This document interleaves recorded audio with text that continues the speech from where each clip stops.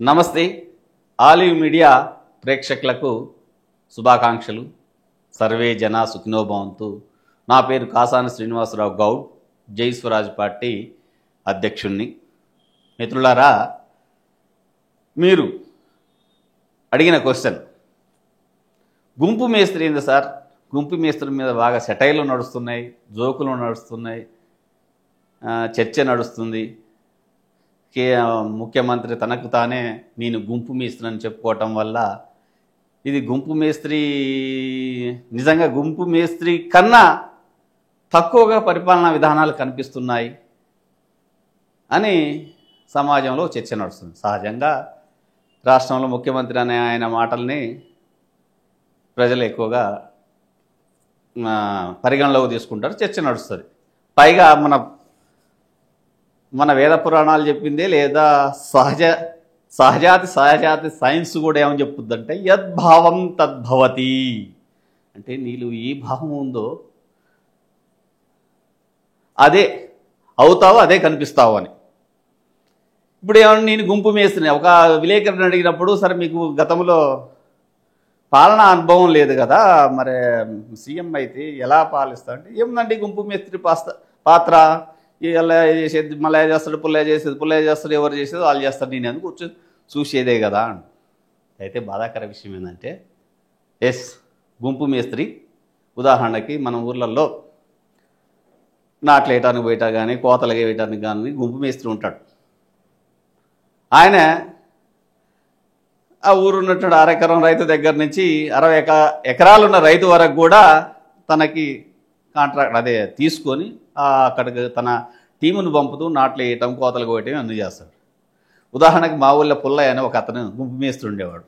అతను చదువు రాదు, ఎన్నడు పోయి నాటేసిన వ్యక్తి కాదు, ఎన్నడు కొడవలు తీసుకొని ఓ పంజా కోసిన వ్యక్తి కాదు. కానీ ఊర్లంతా నాటేయాలంటే పుల్లయ్య గుర్తొచ్చేవాడు, కోత కోయాలంటే పుల్లయ్య గుర్తొచ్చేవాడు. ఆయన దగ్గర ఒక గుంపు కాదు 4-5 గుంపులు ఉండేది.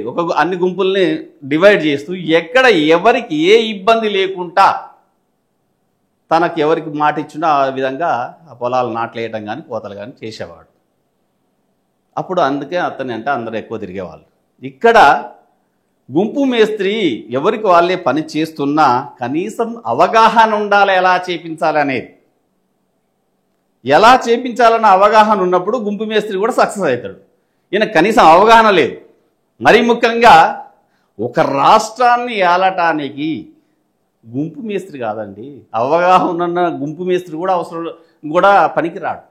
విజనరీ కావాలి, ఒక ఉన్నతమైనటువంటి ఆలోచన వ్యక్తి కావాలి. ఈ రాష్ట్రంలో ఉన్నటువంటి 4 కోట్ల ప్రజల పరిస్థితి ఏంటి, ఆర్థిక స్థితి ఏంటి, సామాజిక స్థితి ఏంటి, ఇప్పుడు ఏ స్థితిలో ఉన్నాడు, రాష్ట్ర ఆర్థిక స్థితి ఏంటి, ఎక్కడికి తీసుకుపోవాలి, ఈ 5 ఏళ్లలో నేను ఏమి సాధించి వాళ్ళని ఒక గొప్ప వాళ్ళని చేయాలని ఒక విజన్ ఉండాలి.